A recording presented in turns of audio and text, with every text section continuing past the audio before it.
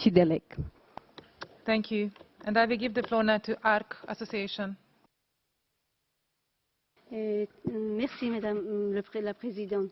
Plus de la moitié des migrants sont des femmes et des enfants. Les femmes migrantes sont parmi les êtres les plus vulnérables aux violations des droits de l'homme, humains à la fois comme migrants, comme femmes et aussi femmes, minorités ethniques. Aujourd'hui, faute d'investissement, d'opportunités économiques et de développement dans la région Azerbaïdjan, dû à la mise management de l'État iranien, les Azerbaïdjanais sont obligés de migrer ou se déplacer à l'intérieur du pays. De ce fait, les femmes et les enfants sont touchés par la marginalisation, la pauvreté économique, la pauvreté éducative. À l'évidence, ces déplacements forcés ne permettent pas aux familles de subvenir à leurs besoins économiques. À ceci, il faut rajouter les difficultés linguistiques, en particulier pour les personnes non qualifiées, ne sachant pas parler farsi et qui n'arrivent pas à s'intégrer dans la société et subissent ouvertement le racisme et toutes sortes de discriminations. Ainsi, au lieu d'aller à l'école, beaucoup d'enfants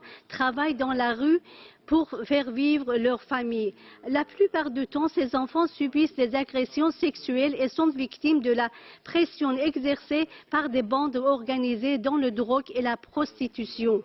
Les femmes minorités en Iran ont toujours été en but d'une discrimination systématique dans l'application de la législation à cause de leur appartenance ethnique. Au quotidien, ils sont de plus en plus de victimes de violences induites par cette discrimination. Ces femmes soumises à des pressions sociales considérables dans la société et elles souffrent de non-protection par la loi et poids des traditions. Je pense que la politique à l'égard des femmes n'atteindra ses objectifs que si son fondement est basé sur les droits de l'homme et la lutte contre la discrimination. Je cite qu'une majorité de ces enfants travaillent dans la rue, ne possèdent pas la carte nationale d'identité car le gouvernement les ignore. Je vous remercie, Madame la Présidente.